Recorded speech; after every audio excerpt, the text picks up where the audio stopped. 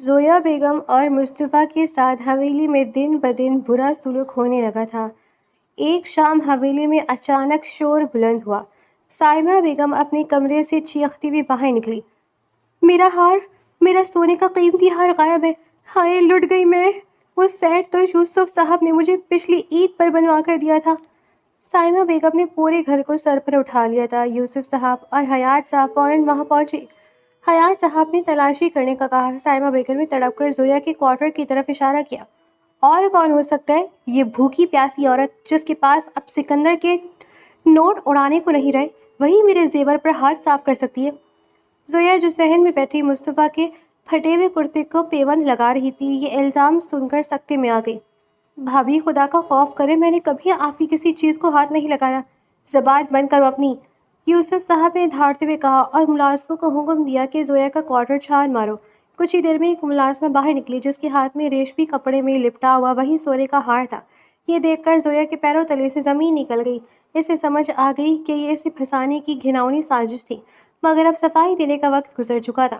دیکھ لیا آپ نے، یہ ہے وہ پارسا عورت جس کے لیے سکندر نے ہم سے دشمنی مول لی تھی۔ سائمہ بیگم نے جھپٹ کر زویا کے بال پکڑ لیے۔ چورنی، احسان فراموش، ہم نے تمہیں چھت دی اور تم نے ہماری ہی پیٹھ میں چھرا گھونپ دیا۔ میں نے نہیں لیا، اللہ گواہ ہے، یہاں کیسے آیا مجھے نہیں معلوم۔ زویا رو رو کر حیات صاحب کے پاؤں میں گر گئی۔ واپس آئی، آپ تو جانتے میں ایسی نہیں ہوں۔ حیات صاحب نے نفرت سے اپنا پاؤں پیچھے کھینچ لیا۔ آج سکندر کی روح بھی شرمندہ ہو رہی ہوگی۔ یوسف، نکالو اس عورت کو ابھی کے ابھی اس حویلی سے، میں مزید یہ گندگی یہاں برداشت نہیں کر سکتا۔ مصطفیٰ جو یہ سب دیکھ رہا تھا اپنی ماں کے سامنے آ کر کھڑا ہو گیا۔ اس کی چھوٹی سی مٹھیاں بھیجی ہوئی تھیں اور آنکھوں میں لہو اتر آیا تھا۔ میری ماں چور نہیں ہے، آپ سب جھوٹے ہیں۔ بڑا آیا اپنی ماں کا وکیل۔ یوسف صاحب نے ایک زوردار تماچا مصطفیٰ کے منہ پر رسید کیا جس سے وہ دور جا گرا تھا۔ زویا تڑپ کر اپنے بچے کی طرف لپکی۔ بس بہت ہوا۔ یوسف صاحب نے زویا کا بازو پکڑ کر اسے گھسیٹتے ہوئے حویلی کے بڑے دروازے کی طرف لانا شروع کیا۔ آج کے بعد اگر اس حویلی کے سائے میں بھی نظر آئی تو پیر توڑ دوں گا۔ بارش شروع ہو چکی تھی، آسمان بھی جیسے اس ناانصافی پر رو رہا تھا۔ یوسف صاحب نے زویا اور مصطفیٰ کو حویلی کے باہری آہنی دروازے سے باہر سڑک پر دھکا دے دیا۔ جاؤ اب جہاں مرضی جاؤ، ٹھوکریں کھاؤ۔ دروازہ ایک زوردار آواز کے ساتھ بند ہو گیا۔ زویا کی چیخیں اور دستکیں اس شور میں دب گئی، مگر ننھا مصطفیٰ نہیں رویا۔ اس نے گرتے ہوئے اپنی ماں کو سہارا دیا اور پلٹ کر بند دروازے کو دیکھا۔ اس کی نظروں میں وہ معصومیت اب ہمیشہ کے لیے دفن ہو چکی تھی۔ امی، چلیں یہاں سے۔ مصطفیٰ کی آواز میں ایسی سردی تھی جس نے زویا کا رونا بھی بند کر دیا تھا۔ اس کالی رات میں وہ موسلا دھار بارش کے بیچ وہ بیوہ اور یتیم بچہ نامعلوم منزل کی طرف چل پڑے۔ پیچھے حویلی کے روشن چراغ ان کی بے بسی کا مذاق اڑا رہے تھے۔ بارش کی شدت بڑھتی جا رہی تھی اور سڑک پر دور دور تک سناٹا تھا۔ زویا کے پیروں میں چپل تک نہ تھی اور مصطفیٰ کو چھوٹا سا وجود سردی سے تھر تھر کانپ رہا تھا۔ سڑک کی زرد لائٹوں کے نیچے وہ دونوں کسی ہارے ہوئے لشکر کی طرح قدم بڑھا رہے تھے کہ اچانک ایک سیاہ رنگ کی چمچماتی گاڑی ان کے قریب آ کر رکی۔ گاڑی کی ہیڈ لائٹس کی تیز روشنی نے زویا کی آنکھوں کو خیرہ کر دیا۔ اس نے ڈر کر مصطفیٰ کو اپنے پیچھے چھپا لیا۔ اسے لگا شاید یوسف صاحب کے کارندے انہیں مزید ذلیل کرنے آئے ہیں۔ گاڑی کا دروازہ کھلا اور ایک وجیح شخص جس کے چہرے پر سنجیدگی اور ہمدردی کے تاثرات تھے تیزی سے باہر نکلا۔ اس نے چند لمحے غور سے بارش میں بھیگی ہوئی زویا اور سہمے ہوئے مصطفیٰ کو دیکھا، اور پھر اس کی آنکھوں میں پہچان کی لہر دوڑ گئی۔ بھابھی، زویا بھابھی آپ؟ اس کی آواز میں حیرت اور دکھ کا امتزاج تھا۔ زویا نے نظریں اٹھا کر دیکھا تو پہچان لیا، یہ ارسلان تھا، سکندر کا سب سے قریبی اور وفادار دوست، جو بیرون ملک ہونے کی وجہ سے سکندر کے جنازے پر نہیں پہنچ سکا تھا۔ ارسلان بھائی؟ زویا کے لبوں سے صرف اتنا ہی نکل سکا اور اس کی ہمت جواب دے گئی۔ وہ وہیں سڑک کے کنارے بیٹھ کر پھوٹ پھوٹ کر رو پڑی۔ ارسلان فوراً آگے بڑھا۔ اس نے اپنا کوٹ اتار کر کانپتے ہوئے مصطفیٰ کے کندھوں پر ڈالا۔ بھابھی، خدا کے لیے خود کو سنبھالے، یہ کیا حال بنا رکھا ہے آپ نے؟ اور سکندر، میرا بھائی کہاں ہے؟ میں تو ابھی ایئرپورٹ سے سیدھا حویلی ہی جا رہا تھا کہ راستے میں آپ کو اس حال میں دیکھا۔ زویا کی ہچکیاں بند گئیں۔ ارسلان بھائی، سکندر ہمیں یتیم کر کے وہ چلے گئے اور حویلی والوں نے ہمیں چور کہہ کر سڑک پر پھینک دیا۔ ارسلان کے چہرے پر غصے کی سرخی چھا گئی۔ اسے معلوم تھا کہ سکندر کے بھائی کیسے ہیں، مگر وہ اس حد تک گر جائیں گے یہ اس کے وہم و گمان میں بھی نہ تھا۔ اس نے مصطفیٰ کو گود میں اٹھایا جس کی آنکھیں اب بھی حویلی کی سمت جمی ہوئی تھی۔ بھابھی، اب آپ اکیلی نہیں ہیں۔ سکندر میرا صرف دوست نہیں بھائی تھا۔ آج سے آپ کی اور اس بچے کی ذمہ داری میری ہے۔ اس بارش میں یہاں کھڑے ہونا ٹھیک نہیں ہے، آپ میرے ساتھ چلیں۔ زویا ہچکچائی، لیکن ارسلان بھائی۔ بھابھی بحث مت کریں، ارسلان نے دو ٹوک لہجے میں کہا۔ سکندر کی امانت کو میں اس طرح سڑکوں پر رولنے نہیں دوں گا۔ جب تک ارسلان زندہ ہے آپ کو کسی کے آگے ہاتھ پھیلانے کی ضرورت نہیں پڑے گی۔ اس نے عزت و احترام کے ساتھ گاڑی کا دروازہ کھولا اور انہیں اندر بٹھایا۔ جیسے ہی گاڑی سٹارٹ ہوئی مصطفیٰ نے شیشے سے باہر پیچھے چھوٹی رہجوانی والہلی کو دیکھا۔ اس نے دل ہی دل میں عہد کیا تھا کہ وہ اس محسن کا احسان کبھی نہیں بھولے گا، مگر ان زخموں کا حساب بھی ضرور لے گا جو آج اسے دیے گئے تھے۔ ارسلان کی گاڑی اندھیری سڑک کو چیرتی ہوئی شہر کی طرف بڑھ گئی، جہاں زویا اور مصطفیٰ کے لیے ایک نئی زندگی کا آغاز ہونے والا تھا۔ ایک ایسی زندگی جہاں اب آنسو نہیں بلکہ انتقام اور کامیابی کی بنیاد رکھی جا رہی تھی۔ وقت پر لگا کر اڑتا کیا اور 15 سال کا طویل عرصہ پلک جھپکتے گزر گیا۔ ارسلان نے اپنا وعدہ نبھانے میں کوئی کسر نہیں چھوڑی تھی۔ اس نے زویا کو اپنی سگی بہن کا رتبہ دیا اور مصطفیٰ کو اس کے باپ کی کمی محسوس نہ ہونے دی۔ ارسلان کی اپنی کوئی اولاد نہیں تھی، اس لیے اس نے مصطفیٰ کو ہی اپنی کل کائنات سمجھ لیا۔ اس نے مصطفیٰ کو ملک کے بہترین تعلیمی اداروں میں پڑھایا اور اسے وہ تمام آسائشیں فراہم کیں جو کبھی حویلی والوں نے اس سے چھین لی تھی۔ مصطفیٰ اب ایک وجیح اور پرکشش نوجوان بن چکا تھا۔ اس کی شخصیت میں سکندر صاحب جیسی وجاہت تھی اور ارسلان جیسی کاروباری ذہانت، لیکن ان سب کے پیچھے ایک ایسی خاموشی تھی جسے صرف اس کی ماں زویا ہی سمجھ سکتی تھی۔ مصطفیٰ نے اپنی تعلیم مکمل کی تو ارسلان نے اسے بڑے سرپرائز کے لیے اپنے آفس بلایا۔ ارسلان نے اسے اپنی کرسی پر بٹھاتے ہوئے فخر سے کہا، مصطفیٰ بیٹے، آج سے یہ سارا بزنس تمہارا ہے۔ میں نے یہ سب تمہارے لیے ہی کھڑا کیا ہے۔ تم میرے بیٹے ہو اور ایک باپ اپنی وراثت اپنے بیٹے کو ہی سونپتا ہے۔ مصطفیٰ کی آنکھوں میں نمی آ گئی، اس نے ارسلان کے ہاتھ چوم لیے۔ انکل، آپ نے مجھے نام دیا، پہچان دی اور اس قابل بنایا، میں آپ کا احسان کبھی نہیں اتار سکتا۔ میں امریکہ جا رہا ہوں تو آج سے یہ سب تم سنبھالو گے، ارسلان صاحب کہتے اسے گلے سے لگا گئے تھے۔ حال اگلی صبح جب سورج کی پہلی کرن نے کمرے کے روشن دان سے جھانک کر امامہ کے چہرے کو چھوا تو اس کی بھوجل آنکھیں کھلی۔ رات بھر فرش پر بیٹھے رہنے کی وجہ سے اس کا پورا جسم اکڑ چکا تھا۔ ابھی وہ اپنی جگہ سے ہلنے کی کوشش ہی کر رہی تھی کہ دروازے کی کنڈی کھلنے کی آواز آئی۔ مصطفیٰ اندر داخل ہوا، اس کے ماتھے پر پٹی بندھی تھی جہاں امیمہ نے گلاس مارا تھا۔ اس نے سخت نظروں سے اسے دیکھا اور سرد لہجے میں بولا، اٹھو، جا کر میرے لیے اور اپنے لیے چائے بناؤ۔ میں تمہاری ملازمہ نہیں ہوں، خود بنا کر لو جا کر، امیمہ نے ٹھیکے تیور دکھاتے ہوئے جواب دیا۔ مصطفیٰ نے ایک قدم آگے بڑھایا اور جھک کر اس کی آنکھوں میں آنکھیں ڈال کر غصے سے کہا، دیکھو لڑکی، اپنی زبان کو لگام دو اور جو میں نے کہا ہے وہ چپ چاپ کرو، ورنہ کل رات والا سلوک میں دوبارہ بھی کر سکتا ہوں۔ اس کے لہجے کی سختی دیکھ کر امیمہ تھوڑا سہم گئی۔ اس نے سوچا کہ اس وقت ضد کرنا مہنگا پڑ سکتا ہے۔ وہ بڑبڑاتی ہوئی کچن کی طرف چل پڑی۔ مصطفیٰ لاؤنج میں صوفے پر بیٹھ کر اپنا سر تھام بیٹھا تھا، شاید اسے ابھی بھی چوٹ کی وجہ سے درد تھا۔ کچن میں پہنچ کر امیمہ نے چولہا جلایا اور پتیلی رکھی۔ غصہ تو اسے بہت تھا کہ اسے اغوا کر کے یہاں قید کیا گیا ہے۔ وہ دروازوں میں پتی اور چینی ڈھونڈ رہی تھی کہ اچانک اس کی نظر کونے میں پڑی ایک چھوٹی سی شیشی پر پڑی جس پر بڑے بڑے حرف میں لکھا تھا، چوہا مار دوا۔ اس کے ذہن میں ایک شیطانی خیال بجلی کی طرح کون گیا، اس نے مجھے یہاں قید کیا ہے نا، اب بتاتی ہوں اسے۔ اس نے کانپتے ہاتھوں سے وہ شیشی اٹھائی اور مصطفیٰ کے لیے بننے والی چائے کے کپ میں وہ زہریلی دوا پلا دی۔ اس کا دل زور زور سے دھڑک رہا تھا، لیکن انتقام کی آگ نے اسے اندھا کر دیا تھا۔ وہ ٹرے لے کر لاؤنج میں آئی اور مصطفیٰ کے سامنے چائے کا کپ رکھا۔ یہ لو تمہاری چائے، اس نے سپاٹ لہجے میں کہا۔ مصطفیٰ نے کپ کی طرف دیکھا اور پھر امیمہ کی طرف جو تیزی سے واپس مڑنے لگی تھی۔ رکو، تم اپنی چائے کہاں لے کر جا رہی ہو؟ میں چائے نہیں پیتی، مجھے پسند نہیں ہے، امیمہ نے بغیر مڑے جواب دیا۔ مصطفیٰ کا شک ہوا یا شاید وہ اسے تنگ کرنا چاہتا تھا۔ وہ کرسی سے اٹھا اور اس کا راستہ روک کر کھڑا ہو گیا۔ جھوٹ مت بولو، بیٹھو یہاں اور میرے ساتھ چائے پیو۔ میں نے کہا نا مجھے نہیں پینی، امیمہ کی آواز میں گھبراہٹ صاف نمایاں تھی۔ پینا پڑے گی۔ اس نے سختی سے امیمہ کا بازو پکڑا اور اسے صوفے پر بیٹھنے کا اشارہ کیا۔ اگر تم نے چائے نہیں پی تو اس کا مطلب ہے تم نے اس میں کچھ ملایا ہے، پہلے تم ایک گھونٹ بھرو گی پھر میں پیوں گا۔ یہ سن کر امیمہ کے پاؤں تلے سے زمین نکل گئی۔ اگر اس نے چائے پی لی تو وہ ماری جائے گی۔ نہیں میں، وہ ہکلانے لگی۔ مصطفیٰ نے زبردستی چائے کا کپ اٹھا کر اس کے ہونٹوں کے قریب کرنا چاہا۔ پیو اسے۔ امیمہ نے اپنا چہرہ پیچھے ہٹانے کی کوشش کی اور مزاحمت کے دوران اس کا ہاتھ کپ کو لگا۔ توازن بگڑا اور چائے کا گرم کپ اچھل کر قالین پر جا گرا۔ کپ ٹوٹ کر بکھر گیا اور زہریلی چائے قالین میں جذب ہو گئی۔ کمرے میں اچانک خاموشی چھا گئی۔ مصطفیٰ نے غصے سے بکھری ہوئی چائے کو دیکھا اور پھر امیمہ کو، جس کا چہرہ خوف سے سفید پڑ چکا تھا۔ تمہارے ہاتھ کچھ زیادہ ہی چلنے لگ گئے ہے نا؟ مصطفیٰ دھاڑا۔ امیمہ کچھ بول نہ سکی، بس اسے لگ رہا تھا کہ اب اس کی خیر نہیں ہے۔ مصطفیٰ نے غصے سے مٹھیاں بھینچ لی۔ اس کی آنکھوں میں سرخی اتر آئی تھی۔ امیمہ کو لگا تھا کہ اب وہ اسے مارے گا یا پھر اسے بالوں سے پکڑ کر گھسیٹے گا، لیکن اس کی توقع کے برعکس مصطفیٰ نے ایک گہرا سانس لیا اور پیچھے ہٹ گیا۔ چلی جاؤ یہاں سے، وہ دبی دبی آواز میں غصے سے پھنکارا۔ میری نظروں سے دور ہو جو اس سے پہلے کہ میں اپنا آپا کھو دوں۔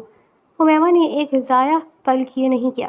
اسے یقین نہیں آ رہا تھا کہ اس نے اتنی آسانی سے اسے جانے دے دیا ہے۔ وہ بھاگتی ہوئی اسی کمرے میں چلی گئی جہاں اسے قید کیا گیا تھا اور اندر سے دروازہ بند کر لیا۔ اسے ڈر تھا کہ وہ پیچھے نہ آ جائے، لیکن باہر خاموشی چھائی رہی۔ وہ کمرے کے بیچوں بیچ ٹھنڈے فرش پر گھٹنوں میں سر دیے بیٹھ گئی اور پھوٹ پھوٹ کر رونے لگی۔ اس کے آنسو رکنے کا نام نہیں لے رہے تھے۔ ہائے میرے اللہ، یہ کیا مصیبت ہے؟ وہ سسکیاں لیتے ہوئے خود سے کلام کرنے لگی۔ میں نے تو کبھی کسی کا برا نہیں سوچا، پھر میرے ساتھ یہ ایسا کیوں ہوتا ہے؟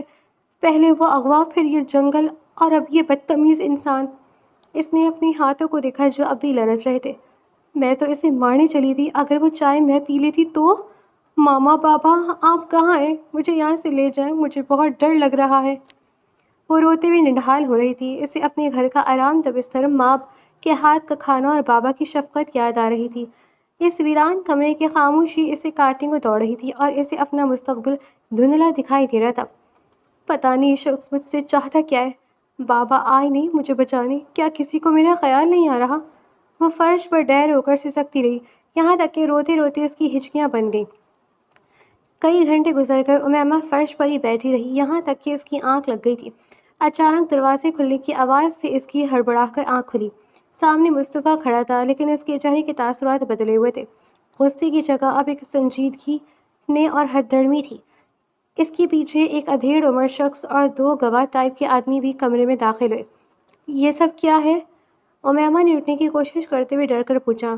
مصطفیٰ نے قریب آ کر اسے دیکھا اور سرد لہجے میں بولا، تیار ہو جاؤ امیمہ، ابھی اور اسی وقت تمہارا نکاح مجھ سے ہوگا۔ امیمہ کے کانوں میں جیسے کسی نے پگھلا ہوا سیسا ڈال دیا تھا۔ کیا پاگل ہو گئے ہو تم؟ میں تمہاری جیسے اغوا کار سے نکاح کیوں کروں گی؟ کبھی نہیں، وہ چلائی۔ میں نے تم سے پوچھا نہیں، یہ بتایا ہے، مصطفیٰ نے سپاٹ لہجے میں کہا اور قاضی صاحب کو اشارہ کیا۔ میں نہیں مانتی یہ نکاح، میں دستخط نہیں کروں گی، امیمہ نے پیچھے ہٹتے ہوئے دیوار سے لگ کر کہا۔ مصطفیٰ کا صبر جواب دے گیا۔ اس نے تیزی سے آگے بڑھ کر امیمہ کا بازو اتنی سختی سے دبوچا کہ اس کے منہ سے سسکی نکل گئی۔ اس نے ایک کاغذ اور پین اس کے سامنے کیے۔ اگر تم نے شرافت سے سائن نہ کیے تو تمہارے بابا کے لیے اگلی خبر بہت بری ہوگی۔ وہ بوڑھے آدمی ہیں، اتنا صدمہ جھیل نہیں پائیں گے۔ امیمہ نے بے بسی سے اس کی آنکھوں میں دیکھا جہاں رحم کا ایک ذرہ بھی نہ تھا۔ اپنے باپ کی زندگی کی خاطر اس کے ہاتھ کانپنے لگے۔ مصطفیٰ نے زبردستی پین اس کی انگلیوں میں تھمایا اور اس کا ہاتھ پکڑ کر کاغذ پر دستخط کروا لیے۔ قاضی صاحب نے نکاح پڑھانا شروع کیا۔ امیمہ خاموش رہی۔ اس کی آنکھوں سے آنسو لگاتار گر کر اس کے گالوں کو بھگو رہے تھے، لیکن مصطفیٰ نے اس کی خاموشی کو ہی قبولیت قرار دے کر کارروائی مکمل کروائی۔ مبارک ہو، اب تم قانونی طور پر میری بیوی ہو۔ مصطفیٰ نے قاضی صاحب کو رخصت کرنے کے بعد مڑ کر اسے دیکھا۔ امیمہ فرش پر ڈھیر ہو گئی۔ اسے لگا جیسے اس کی زندگی کا سب سے بھیانک خواب حقیقت بن گیا ہے۔ تم انسان نہیں ہو مصطفیٰ، تم ایک جانور ہو، تم نے مجھ سے میری مرضی چھین لی۔ مصطفیٰ نے اس کی بات کا کوئی جواب نہیں دیا، بس ایک گہری نظر اس کے روتے ہوئے چہرے پر ڈالی اور کمرے سے باہر نکل گیا۔ باہر سے کنڈی لگانے کی آواز ایک بار پھر امیمہ کے دل پر ہتھوڑے کی طرح لگی۔ اب وہ صرف ایک قیدی نہیں تھی، بلکہ ایک ایسے رشتے میں بندھ چکی تھی جس کا اس نے کبھی تصور بھی نہیں کیا تھا۔ قاضی کو باہر چھوڑنے کے بعد وہ واپس اندر آیا۔ اٹھو، چلو میرے ساتھ، مصطفیٰ نے اسے اٹھنے کا کہا۔ میں کہیں نہیں جاؤں گی، وہ بس ضد تھی۔ میں نے پوچھا نہیں، بتایا ہے۔ مصطفیٰ نے آگے بڑھ کر اس کا بازو پکڑا تھا اور اسے لے جا کر گاڑی میں بٹھایا تھا اور خود بیٹھ کر گاڑی سٹارٹ کی تھی اور روڈ پر ڈال دی تھی۔ گاڑی ایک بہت ہی عالیشان اور خوبصورت بنگلے کے سامنے جا کر رکی۔ امیمہ نے حیرت اور خوف کے ملے جلے تاثرات سے اس عالیشان گھر کو دیکھا، لیکن اس کے ذہن میں سوالوں کا طوفان تھا۔ مصطفیٰ نے سختی سے اس کا ہاتھ پکڑا اور اسے گھسیٹتے ہوئے گھر کے اندر لے گیا۔ جیسے ہی وہ لاؤنج میں داخل ہوئے، سامنے صوفے پر ایک پروقار خاتون بیٹھی تھی جن کے چہرے پر گہری تشویش تھی۔ مصطفیٰ نے امیمہ کو ان کے سامنے لا کر ایک طرح سے پھینک دیا اور غصے سے بولا، یہ لے ماں جی، لے آیا میں اسے، جیسا آپ چاہتی تھیں۔ فرش پر گری اور جیسے ہی اس نے سر اٹھا کر سامنے بیٹھی خاتون کو دیکھا، اس کی سانس جیسے سینے میں اٹک گئی۔ وہ سکتے کی حالت میں منجمد ہو گئی۔ وہ ان خاتون کو بہت اچھی طرح پہچانتی تھی، یہ تو زویا تھی۔ زویا بیگم نے جب امیمہ کو اس حال میں دیکھا تو ان کی آنکھوں میں آنسو آ گئے۔ وہ تیزی سے اپنی جگہ سے اٹھی اور لپک کر امیمہ کو سہارا دے کر فرش سے اٹھایا۔ امیمہ میری بچی؟ زویا نے اسے سینے سے لگا لیا۔ امیمہ اب بھی صدمے میں تھی، اسے یقین نہیں آ رہا تھا کہ اغوا کار مصطفیٰ کا تعلق زویا بیگم سے ہو سکتا ہے۔ دوسری طرف زویا بیگم کا پارا ہائی ہو گیا۔ انہوں نے امیمہ کو اپنے پیچھے کیا اور مصطفیٰ کی طرف مڑی۔ ان کی آنکھوں میں شدید غصہ تھا۔ امیمہ اب بھی صدمے میں تھی، اسے یقین نہیں آ رہا تھا کہ اغوا کار مصطفیٰ کا تعلق زویا بیگم سے ہو سکتا ہے۔ مصطفیٰ، یہ کیا بدتمیزی ہے؟ زویا نے دھاڑتے ہوئے اسے ڈانٹا۔ میں نے تم سے کہا تھا کہ اسے حفاظت سے لے کر آنا، یہ نہیں کہا تھا کہ اسے مجرموں کی طرح گھسیٹتے ہوئے لاؤ۔ تمہیں ایک لڑکی سے پیش آنے کی ذرا برابر بھی تمیز نہیں ہے؟ ماں جی، اس نے میرے سر پر حملہ کیا تھا، یہ اتنی معصوم نہیں جتنی… مصطفیٰ نے صفائی دینی چاہی۔ خاموش رہو بالکل، زویا نے اسے ٹوکا۔ تم نے اسے ڈرایا ہے، اسے تکلیف دی ہے۔ خبردار، جو اب تم نے اس کے قریب آنے کی جرات بھی کی یا اس سے اونچی آواز میں بات کی، ابھی کے ابھی میری نظروں سے دور ہو جاؤ۔ مصطفیٰ نے غصے سے مٹھیاں بھیجی۔ اپنی ماں کے سامنے وہ بے بس تھا۔ وہ ایک نظر امیمہ پر ڈال کر پیر پٹکتا ہوا وہاں سے چلا گیا۔ زویا دوبارہ امیمہ کی طرف مڑی اور اس کے آنسو پوچھتے ہوئے اسے پیار سے گلے لگا لیا۔ ڈرنے کی ضرورت نہیں بیٹا، اب تم یہاں محفوظ ہو، میں سب ٹھیک کر دوں گی۔ امیمہ اب بھی خاموش تھی، لیکن زویا کی آغوش میں اسے پہلی بار احساس ہوا کہ شاید اس کی زندگی کی بھیانک نعت اب ختم ہونے والی ہے۔ مصطفیٰ نے جب دیکھا کہ گھر میں زویا اور امیمہ ایک دوسرے کے ساتھ مصروف ہیں تو اس کے چہرے پر ایک تلخ مسکراہٹ آئی۔ وہ وہاں سے نکلا اور اپنی گاڑی کا رخ اس حویلی کی طرف موڑ دیا جہاں یوسف صاحب اور ان کا خاندان رہتا تھا۔ اس کے ذہن میں برسوں پرانے زخم تازہ ہو رہے تھے۔ جب وہ حویلی پہنچا تو وہاں کا ماحول سوگوار تھا۔ یوسف صاحب اور گھر کے دیگر افراد امیمہ کی گمشدگی پر پریشان بیٹھے تھے۔ مصطفیٰ جیسے ہی پورے اعتماد قدموں کے ساتھ لاؤنج میں داخل ہوا، سب کی نظریں اس پر جم گئیں۔ یوسف صاحب اسے دیکھ کر کرسی سے کھڑے ہو گئے۔ تم کون ہو اور یہاں اس طرح بغیر اجازت کیسے چلے آئے؟ یوسف صاحب نے اسے غصے اور حیرت سے دیکھتے ہوئے پوچھا۔ مصطفیٰ نے ایک گہرا سانس لیا، اپنے ماتھے پر لگی پٹی کو چھوا اور حقارت آمیز نظروں سے پورے کمرے کا جائزہ لیا۔ پھر وہ دھیرے سے یوسف صاحب کے قریب آیا۔ پہچان تو گئے ہوں گے آپ مجھے، یا اتنی جلدی یادداشت چلی گئی؟ مصطفیٰ کے لہجے میں زہر تھا۔ یوسف صاحب نے غور سے اس کے نقش و نگار دیکھے، وہ چہرہ انہیں بہت جانا پہچانا لگ رہا تھا۔ میں آپ کے اسی بھائی کا بیٹا ہوں جسے آپ نے 15 سال پہلے جائیداد کے لالچ میں بے دخل کر دیا تھا۔ مصطفیٰ کی آواز اب حویلی کی در و دیوار سے ٹکرا رہی تھی۔ یاد ہے 15 سال پہلے آپ نے مجھے اور میری بیوہ ماں کو ٹھوکریں مار کر اس گھر سے نکال دیا تھا، صرف اس لیے کہ ہم آپ کے رتبے پر پورا نہیں اترتے تھے۔ یہ سنتے ہی یوسف صاحب کے پیروں تلے سے زمین نکل گئی۔ سائمہ بیگم نے صدمے سے اپنے منہ پر ہاتھ رکھ لیا۔ مصطفیٰ، تم سکندر کے بیٹے ہو؟ یوسف صاحب کے لہجے میں کپکپاہٹ تھی۔ جی ہاں، میں وہی یتیم بھتیجا ہوں جسے آپ نے سڑک پر مرنے کے لیے چھوڑ دیا تھا، مصطفیٰ نے تھیکے لہجے میں کہا۔ آج میں واپس آیا ہوں یہ بتانے کہ وقت ہمیشہ ایک جیسا نہیں رہتا۔ آپ اپنی بیٹی کو ڈھونڈ رہے نا، وہ میرے پاس ہے اور اب وہ میری بیوی بن چکی ہے۔ یہ انکشاف حویلی میں موجود ہر شخص کے لیے ایک زوردار دھماکے جیسا تھا۔ یوسف صاحب صدمے سے صوفے پر گر پڑے، جبکہ مصطفیٰ فاتحانہ انداز میں انہیں دیکھ رہا تھا۔ مصطفیٰ کے چہرے پر ایک جاہلانہ اور شفاف مسکراہٹ پھیل گئی تھی۔ اس نے آگے بڑھ کر یوسف صاحب کی آنکھوں میں آنکھیں ڈالیں جن میں اس وقت صرف بے بسی اور پچھتاوا تھا۔ یاد ہے نا آپ کو؟ مصطفیٰ کی آواز میں برسوں کی جمی ہوئی نفرت ابل پڑی۔ آپ نے اور آپ کی اس معزز خاندان نے میری ماں پر کیا کیا تہمتیں لگائی تھیں۔ آپ اسے طوائف کی بیٹی کہہ کر پکارتے تھے، اسے ناپاک سمجھتے تھے۔ صرف اس کے ماضی یا اس کے خاندان کی وجہ سے آپ نے میرے باپ کی محبت کو ٹھکرا دیا اور ہم دونوں کو ذلیل و خوار کر کے اس گھر سے نکال دیا تھا۔ یوسف صاحب نے نظریں جھکا لی، لیکن مصطفیٰ کا غصہ اب بھی ٹھنڈا نہیں ہوا تھا۔ آپ کو اپنی شرافت اور اپنی اونچی ذات پر بڑا ناز تھا نا؟ اس نے قہقہہ لگایا جو پورے ہال میں گونجا۔ تو سن لیں، آج اسی طوائف کے بیٹے کے قبضے میں آپ کی اکلوتی لاڈلی بیٹی ہے۔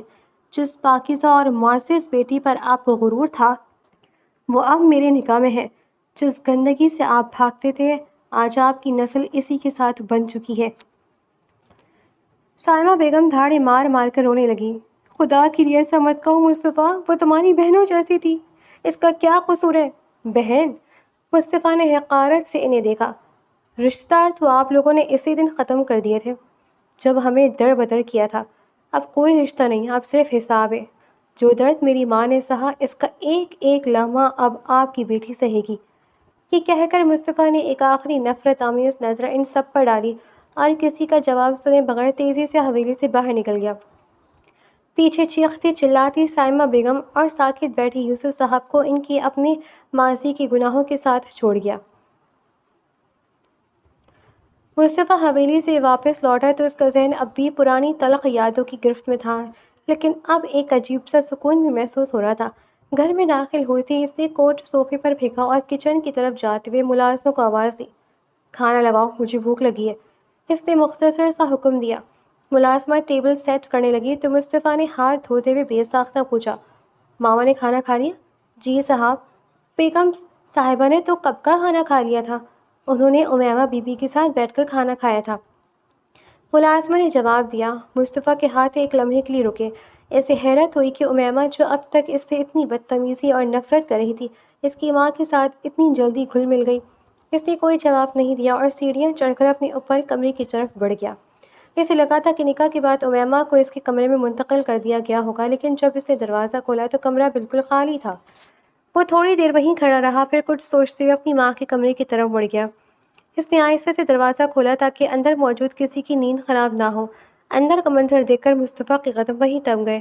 کمرے کی مدھم روشنی میں زویا بیگم بیڈ سے ٹیک لگائے بیٹھی تھی اور امیمہ جو اب تک اس کے سامنے شیرنی بنی ہوئی تھی اس وقت بالکل ایک چھوٹی بچی کی طرح زویا کی گود میں سر رکھی گہری نیند سو رہی تھی۔ زویا بیگم نہایت شفقت سے اس کے بالوں میں ہاتھ پھیر رہی تھی۔ اس منظر میں اتنی اپنائیت تھی کہ مصطفیٰ کو وہاں جانا مناسب نہ لگا۔ وہ خاموشی سے دروازہ بند کر کے واپس نیچے آ گیا۔ اس کے دل میں ایک عجیب سی کشمکش تھی۔ وہ جس لڑکی سے انتقام لینا چاہتا تھا وہی لڑکی اس کی ماں کے اتنے قریب ہو گئی تھی۔ وہ ڈائننگ ٹیبل پر بیٹھا اور اکیلی کھانا کھانے لگا، مگر اس وقت کھانے کا ذائقہ اسے بالکل محسوس نہیں ہو رہا تھا۔ اس کے ذہن میں بار بار زویا کی گود میں سوئی ہوئی امیمہ کا وہ پرسکون چہرہ گھوم رہا تھا۔ اگلے کچھ دن امیمہ اور زویا بیگم کے درمیان ایک انوکھا رشتہ استوار ہو گیا تھا۔ زویا بیگم اسے اپنی بیٹیوں کی طرح رکھنے لگی تھی اور ہر معاملے میں اس کی ڈھال بن جاتی تھی۔ امیمہ کو بھی اب احساس ہو گیا تھا کہ اس گھر میں اگر کوئی اسے مصطفیٰ کے قہر سے بچا سکتا ہے تو وہ صرف زویا بیگم ہے۔ ایک دوپہر مصطفیٰ آفس سے لوٹا تو اس کا موڈ پہلے ہی خراب تھا۔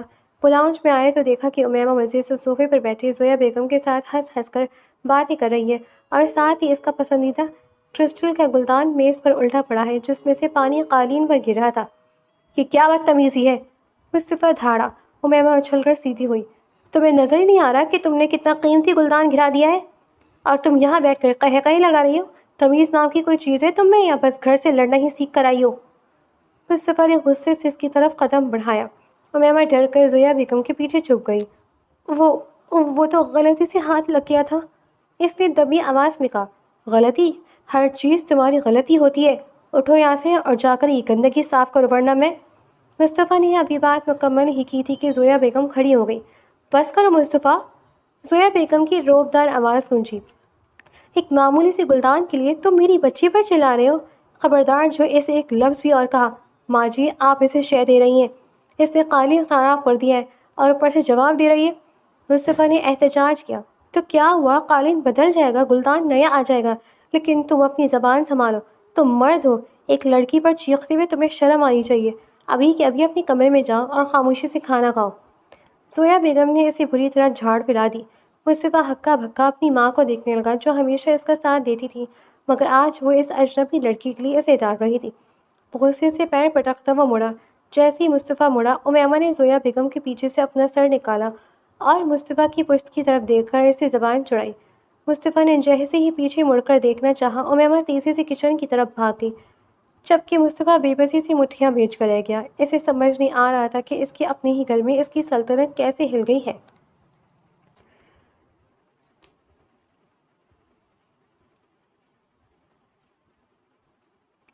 اگلے دن ناشتے کی میز پر زویا بیگم نے اچانک بم پھوڑا۔ مصطفیٰ آج تم آفس نہیں جاؤ گے، امیمہ کو کچھ ضرورت کا سامان اور کپڑے لینے ہیں، تم اسے شاپنگ پر لے کر جاؤ گے۔ مصطفیٰ کے ہاتھ سے نوالا چھوٹتے چھوٹتے بچا۔ ماں جی آفس میں بہت کام ہے، ڈرائیور لے جائے گا اسے۔ میں نے کہا تم لے کر جاؤ گے تو بس تم ہی جاؤ گے۔ زویا بیگم کا لہجہ حتمی تھا۔ مصطفیٰ نے بے بسی سے امیمہ کی طرف دیکھا جو پلیٹ میں سر جھکائے دبی دبی مسکراہٹ چھپانے کی ناکام کوشش کری تھی۔ شاپنگ مال پہنچتی امیمہ کے تیور بدل گئے، اسے جیسے بدلہ لینے کا سنہری موقع مل گیا تھا۔ وہ ایک دکان سے نکلتی اور دوسری میں گھس جاتی۔ یہ رنگ اچھا نہیں ہے مصطفیٰ صاحب، ذرا اس کونے والی دکان پر چلیں، وہاں شاید بہتر مل جائے، امیمہ نے معصومیت سے کہا اور تیز قدموں سے چلنے لگی۔ 2 گھنٹے گزر گئے، امیمہ نے مال کا کوئی کونا نہیں چھوڑا تھا۔ مصطفیٰ کے پیروں میں درد ہونے لگا تھا لیکن وہ زویا بیگم کے خوف سے کچھ کہہ نہیں پا رہا تھا۔ ارے وہ جوتے تو دیکھیں، امیمہ پھر سے بھاگی۔ مصطفیٰ پیچھے سے پکارتا رہ گیا، او لڑکی کتنا چلو گی، آدھا شہر چھان مارا ہے ہم نے۔ لیکن امیمہ نے انسونی کر دی اور ایک ایک کر کے درجنوں جوتے ٹرائی کیے۔ جب شاپنگ ختم ہوئی تو امیمہ کے ہاتھ میں صرف ایک چھوٹا سا پرس تھا جبکہ مصطفیٰ کے دونوں ہاتھوں میں بڑے بڑے شاپنگ بیگز بھرے ہوئے تھے۔ یہ پکڑیں، ذرا احتیاط سے اٹھائے گا، اس میں میرا سوٹ ہے، خراب نہ ہو جائے۔ امیمہ نے ایک اور بھاری بیگ اس کی طرف بڑھاتے ہوئے حکم صادر کیا۔ مصطفیٰ بیگز کے بوجھ تلے دبا پسینے میں شرابور کھڑا تھا۔ اس کا جی چاہ رہا تھا کہ وہیں بیگز پھینک کر چلا جائے، لیکن اسے اپنی ماں کی وارننگ یاد آ گئی۔ تم نے مجھے قلی سمجھ رکھا ہے؟ مصطفیٰ نے دانت پیستے ہوئے دبی ہوئی آواز سے پوچھا۔ امیمہ نے مڑ کر اسے دیکھا، اپنی بڑی بڑی آنکھیں پٹپٹائیں اور شرارت سے بولی، شوہر ہے نا آپ میرے، اتنا تو حق بنتا ہے میرا، کیوں کوئی شک؟ مصطفیٰ کے پاس اس بات کا کوئی جواب نہیں تھا، وہ صرف صبر کے گھونٹ بھر کر رہ گیا اور بیگ سنبھالتا ہوا بھاری قدموں سے اس کے پیچھے پیچھے گاڑی کی طرف چلنے لگا، جبکہ امیمہ آگے آگے فاتحانہ انداز میں مٹکتی ہوئی جا رہی تھی۔ شاپنگ کے ہنگامے سے فارغ ہو کر جب وہ دونوں پارکنگ کی طرف بڑھ رہے تھے، مصطفیٰ کے دونوں ہاتھ بیگ سے لدے ہوئے تھے اور اس کا چہرہ تھکن سے سرخ ہو رہا تھا۔ وہ بس یہی سوچ رہا تھا کہ کس طرح گاڑی تک پہنچے اور اس عذاب سے جان چھڑائے۔ ابھی وہ مال کے مرکزی دروازے سے باہر نکلے ہی تھے کہ اچانک امیمہ کے قدم رک گئے۔ سامنے سڑک کے کنارے ایک چھوٹا سا بچہ تازہ چنبیلی کی گجرے بیچ رہا تھا۔ ان کی بھینی بھینی خوشبو فضا میں پھیلی ہوئی تھی۔ رکیے، مجھے گجرے لینے ہیں، امیمہ نے اچانک رک کر بڑے شوق سے کہا۔ مصطفیٰ نے بیگز کا بوجھ سنبھالتے ہوئے ایک گہرا سانس لیا اور بیزاری سے بولا، امیمہ گاڑی بس 2 قدم دور ہے، چلو اب گھر جا کر جو مرضی منگوا لینا۔ نہیں مجھے ابھی چاہیے، بالکل ابھی، امیمہ نے ضدی بچوں کی طرح پاؤں پٹک کر کہا۔ دیکھے کتنے پیارے اور تازہ ہیں۔ مصطفیٰ نے ادھر ادھر دیکھا، لوگ انہیں دیکھ رہے تھے۔ وہ نہیں چاہتا تھا کہ بیچ سڑک پر کوئی تماشا کھڑا ہو۔ اس نے بے بسی سے بیگز ایک ہاتھ میں کرنے کی ناکام کوشش کی اور دوسرے ہاتھ سے جیب ٹٹولی۔ بیگز پکڑو میرے، میں لے کر دیتا ہوں، مصطفیٰ نے تنگ آ کر کہا۔ ارے نہیں، میرے ہاتھ میں مہنگی لگی ہے جو اس نے مال میں ایک اسٹال سے لگوائی تھی، میں بیگز نہیں پکڑ سکتی، آپ خود ہی لائیں نا۔ امیمہ نے معصومیت سے اپنے ہاتھ دکھائے۔ مصطفیٰ کے پاس اب کوئی راستہ نہیں بچا تھا۔ وہ باہری بیگز اٹھائے کسی قلی کی طرح گھسیٹتا ہوا اس بچے کے پاس گیا اور 2 جوڑی گجرے خریدے۔ واپس آ کر اس نے غصے سے وہ گجرے امیمہ کی طرف بڑھائے۔ یہ لو، اب خوش؟ اس نے دانت پیستے ہوئے پوچھا۔ امیمہ نے مسکراتے ہوئے گجرے لیا اور اپنی کلائیوں میں پہنتے ہوئے بڑے فخر سے مصطفیٰ کو دیکھا۔ بہت شکریہ، آپ اتنے بھی برے نہیں ہیں جتنا میں سمجھتی تھی۔ مصطفیٰ نے کوئی جواب نہیں دیا، بس ایک نظر اپنے بھرے ہوئے ہاتھوں پر ڈالی اور بڑبڑاتا ہوا گاڑی کی طرف بڑھ گیا، جبکہ امیمہ گجروں کی خوشبو سونگھتی ہوئی نہایت اطمینان سے اس کے پیچھے پیچھے چلنے لگی۔ ایسے لگ رہا تھا کہ مصطفیٰ کو تگنی کا ناش رچانے کا مشن آج کافی حد تک کامیاب رہا ہے۔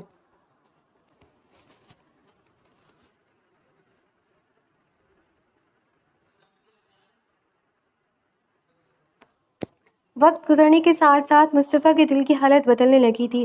وہ انتقام کی آگ جو سینے میں دبائے امیمہ کی معصومیت اور اس کی خوشیوں نے اور شوخیوں نے اس آگ پر شبنہ کا کام کیا تھا۔ وہ اکثر خود کو امیمہ کی چھوٹی چھوٹی باتوں پر مسکراتے ہوئے پاتا، کبھی وہ اسے زویا بیگم کے پیچھے چھپ کر چڑھاتی تو کبھی شاپنگ مال میں اسے تھکا کر رکھ دیتی، لیکن اب ان باتوں پر اسے غصہ نہیں بلکہ ایک عجیب سی خوشی محسوس ہوتی تھی۔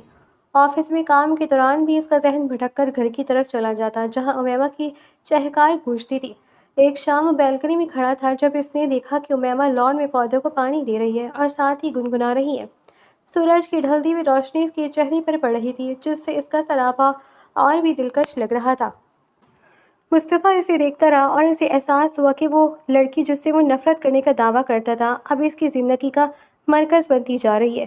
وہ اس کی ہر ضرورت کا خیال رکھنے لگا تھا۔ اسے اب وہ گجرے لانا یا اس کے نخرے اٹھانا بوجھ نہیں لگتا تھا۔ اس کی آنکھوں میں اب وہ پرانی تلخی ختم ہو کر ایک نرمی اور ستائش آ گئی تھی۔ وہ خود سے لڑتا، خود کو یاد دلاتا کہ یہ اس کے دشمن کی بیٹی ہے، لیکن دل تھا کہ مانتا ہی نہیں تھا۔ مصطفیٰ دن بدن امیمہ کی محبت میں مبتلا ہوتا جا رہا تھا۔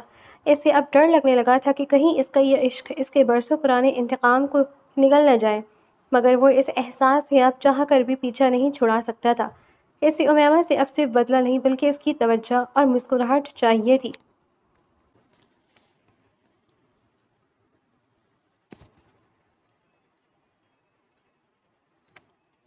دوسری طرف حویلی میں سائمہ بیگم اور یوسف صاحب کی حالت دیدنی تھی۔ مصطفیٰ کے الفاظ ان کے کانوں میں سیسے کی طرح اترے اور ضمیر کی ملامت نے انہیں جینے نہیں دیا۔ انہیں اپنی برسوں پرانی سنگ دلی اور انا پرستی کا شدت سے احساس ہونے لگا تھا۔ ایک صبح یوسف صاحب اور سائمہ بیگم ہمت مجتمع کر کے زویا بیگم کے گھر پہنچ گئے۔ جب وہ لانچ پہ داخل ہوئے تو زویا بیگم انہیں دیکھ کر حیران رہ گئی۔ یوسف صاحب نے جھکی ہوئی نظریں اور کانپتے ہاتھوں کے ساتھ زویا بیگم کے سامنے ہاتھ جوڑ دیے۔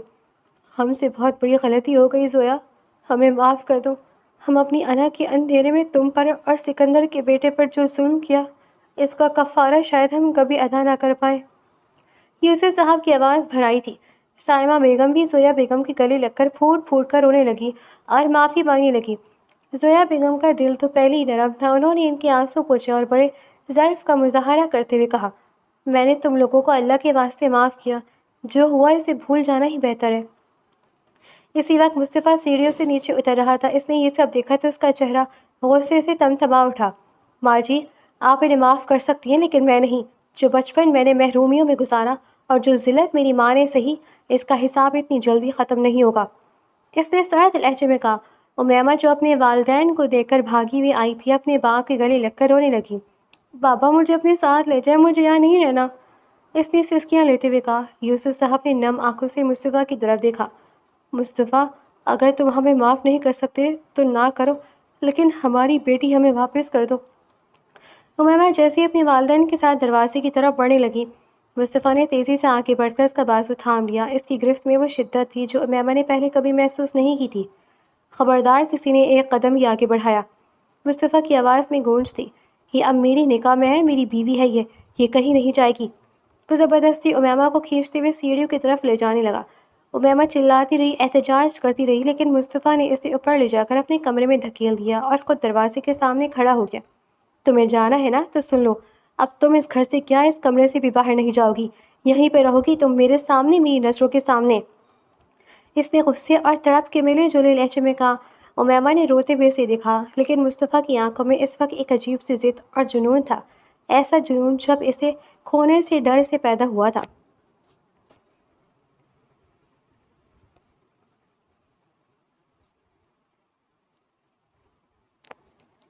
کمرے میں رات کا سا سناٹا چھایا ہوا تھا۔ کھڑکی سے چھنتی چاندنی امیمہ کے بھیگے چہرے پر پڑ رہی تھی، جو بیٹھ کے ایک کونے میں سمٹی بیٹھی تھی۔ مصطفیٰ، جس کے دل میں اس وقت غصہ، محبت اور جنون کی ایک عجیب سی جنگ چل رہی تھی، آہستہ قدموں سے اس کے قریب آیا۔ اسے اپنے قریب دیکھ کر امیمہ کا سانس جیسے رکنے لگا۔ خوف کی ایک لہر اس کے پورے وجود میں دوڑ گئی۔ اس نے اپنی آنکھیں سختی سے بند کر لیں اور ہچکیاں لیتے ہوئے رونے لگی۔ اس کی سسکیوں کی آواز خاموش کمرے میں گونج رہی تھی۔ مصطفیٰ نے جھک کر اس کے لرزتے ہوئے کندھے پر ہاتھ رکھا اور اس کے چہرے کے قریب ہوا۔ وہ اسے اپنی گرفت میں لینے ہی والا تھا کہ اچانک جیسے وقت تھم گیا۔ امیمہ کی بے بسی، اس کے آنسوں اور اس کے جسم کی تھر تھراہٹ نے مصطفیٰ کے قدم جکڑ لیے۔ اس کے ذہن میں اپنی ماں کا وہ چہرہ گم گیا جب اسے برسوں پہلے اسی طرح بے بس کر کے گھر سے نکالا گیا تھا۔ کیا میں بھی وہی کر رہا ہوں جو ان لوگوں نے میری ماں کے ساتھ کیا؟ اس کی ضمیر نے ایک زوردار جھٹکا دیا۔ کیا میرا انتقام ایک معصوم لڑکی کی روح کو کچلنے سے پورا ہوگا؟ مصطفیٰ کا ہاتھ وہیں رک گیا۔ اس کی آنکھوں میں موجود وحشت اچانک ندامت میں بدل گئی۔ اس نے ایک گہرا اور تکلیف دہ سانس لیا اور تیزی سے پیچھے ہٹ گیا۔ اس کا اپنا وجود اسے ملامت کر رہا تھا۔ وہ ایک پل کے لیے ساکت کھڑا رہا، بغیر کچھ کہے، تقریباً بھاگتے ہوئے قدموں سے کمرے سے باہر نکل گیا اور پیچھے زور سے دروازہ بند کر دیا۔ امیمہ جو اپنی تقدیر کے ہاتھوں ہار مان چکی تھی، اب وہیں ساکت بیٹھی تھی۔ اس نے دھیرے سے اپنی آنکھیں کھولی اور خالی کمرے کو دیکھا۔ اسے یقین نہیں آ رہا تھا کہ جو شخص چند لمحے پہلے اتنا تند و تیز تھا، وہ اسے اس طرح اکیلا چھوڑ کر جا سکتا ہے۔ وہ بے یقینی کی کیفیت میں وہیں بیٹھی رہی۔ اس کا رونا تھم گیا تھا مگر دل کی دھڑکنیں اب بھی اس اچانک بدلاؤ پر سنبھل نہیں پا رہی تھی۔ اسے سمجھ نہیں آ رہا تھا کہ مصطفیٰ کے اس رویے کے پیچھے چھپا قلب کیا تھا، نفرت یا پھر وہ محبت جو اسے گناہ کرنے سے روک گئی تھی۔ ولیمے کی رات حویلی روشنیوں سے جگمگا رہی تھی، ہر طرف مہمانوں کا ہجوم تھا مگر اسٹیج پر بیٹھی امیمہ کے چہرے پر اداسی کی گہری پرچھائیاں تھیں۔ وہ سرخ رنگ کے بھاری عروسی جوڑے میں کسی ابصرہ سے کم نہیں لگ رہی تھی، لیکن اس کی آنکھوں کی ویرانی سب کچھ بیان کر رہی تھی۔ اس کے برابر میں مصطفیٰ بیٹھا تھا جو بار بار چوری چھپے سے دیکھ رہا تھا۔ اس کے دل میں تڑپ تھی کہ کاش امیمہ ایک بار مسکرا دے، مگر امیمہ ساکت و صامت سامنے دیکھ رہی تھی۔ اچانک ہال کے مرکزی دروازے پر ہلچل ہوئی اور امیمہ کی نظریں وہاں جم گئی۔ سامنے یوسف صاحب اور سائمہ بیگم کھڑے تھے۔ ان کے چہروں پر ندامت بھی تھی اور اپنی بیٹی کو اس حال میں دیکھنے کی تڑپ بھی۔ اپنے ماں باپ کو دیکھتے ہوئے امیمہ کے چہرے پر زندگی کی لہر دوڑ گئی۔ وہ سب کچھ بھول کر اسٹیج سے اتری اور بھاگتی ہوئے ان کے گلے جا لگی۔ ماما، بابا! وہ بچیوں کی طرح بلک بلک کر رونے لگی۔ سائمہ بیگم نے اسے سینے سے لگا لیا اور یوسف صاحب کی آنکھوں سے بھی آنسو جاری ہو گئے۔ امیمہ کے چہرے پر وہ خوشی لوٹ آئی تھی جس کے لیے مصطفیٰ ترس گیا تھا۔ مصطفیٰ اسٹیج سے نیچے اترا اور دھیرے دھیرے ان کے قریب آیا۔ یوسف صاحب نے اسے دیکھا تو اپنی دستار اتار کر اس کے قدموں میں رکھنے لگے۔ مصطفیٰ بیٹا، ہمیں معاف کر دو، ہم نے تمہاری ماں کے ساتھ بہت برا کیا، ہم مجرم ہیں۔ مصطفیٰ نے لپک کر یوسف صاحب کا ہاتھ تھام لیا اور انہیں ایسا کرنے سے روک دیا۔ اس نے امیمہ کے چمکتے ہوئے چہرے اور اس کی آنکھوں میں اپنے والدین کے لیے محبت دیکھی تو اس کے دل کی ساری جمی ہوئی برف پگھل گئی۔ اسے احساس ہوا کہ نفرت سے صرف زخم ملتے ہیں، سکون صرف معاف کر دینے میں ہے۔ نہیں بڑے ابا، آپ ایسا مت کریں، مصطفیٰ کی آواز بھر آئی۔ ماں جی کہتی ہیں کہ بدلہ لینے والا بہادر نہیں ہوتا، معاف کرنے والا بڑا ہوتا ہے۔ میں نے آپ کو اور آپ کی ہر زیادتی کو معاف کیا، آج سے ہمارا کوئی پرانا گلہ باقی نہیں رہا۔ یہ سنتے ہی پورے ہال میں خوشی کی لہر دوڑ گئی۔ زویا بیگم نے آگے بڑھ کر اپنے بھائی اور بھابھی کو گلے لگا لیا۔ امیمہ نے پہلی بار مصطفیٰ کی طرف شکر گزار نظروں سے دیکھا اور اس کے لبوں پر ایک سچی مسکراہٹ آ گئی۔ مصطفیٰ کو اپنا انتقام ہار کر آج اپنی زندگی کی سب سے بڑی جیت مل گئی تھی۔ سب ایک ساتھ اسٹیج پر بیٹھے تو وہ تصویر واقعی ایک مکمل خاندان کی عکاسی کر رہی تھی۔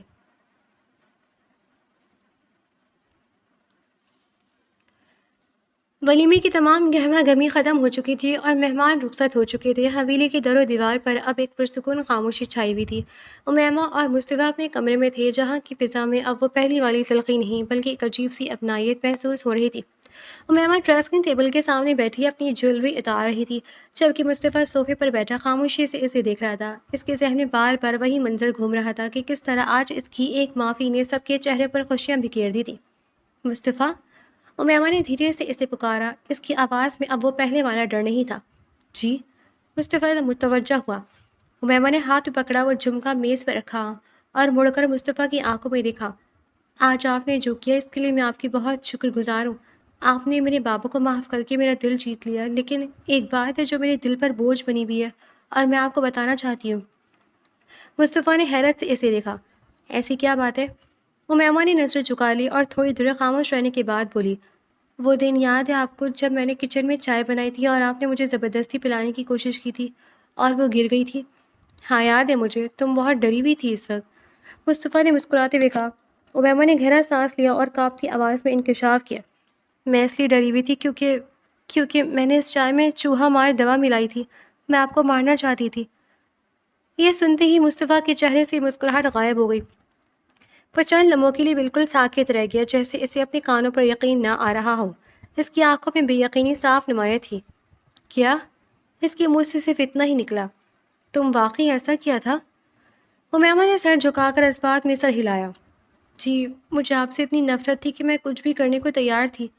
مصطفیٰ نے ایک لمبا سانس لیا اور کرسی کی پشت سے ٹیک لگا لی۔ اس کے چہرے پر صدمے کے بعد اب ایک عجیب سا اطمینان آ گیا تھا۔ وہ دھیرے سے مسکرایا اور بولا، شکر ہے اللہ کا کہ وہ چائے گر گئی اور میں نے نہیں پی، ورنہ آج تمہارے سامنے یہ معافی مانگنے والا اور تمہارے ساتھ دینے والا مصطفیٰ موجود نہ ہوتا۔ امیمہ نے نم آنکھوں سے اسے دیکھا۔ مصطفیٰ اٹھ کر اس کے قریب آیا اور اس کا ہاتھ تھام کر بولا، پرانی باتیں وہیں ختم ہو گئی امیمہ، آج سے ہماری ایک نئی زندگی شروع ہو رہی ہے۔ کمرے میں موجود وہ بھوجل پن اب مکمل طور پر ختم ہو چکا تھا اور دونوں کے درمیان سچائی اور محبت کا ایک نیا رشتہ جنم لے رہا تھا۔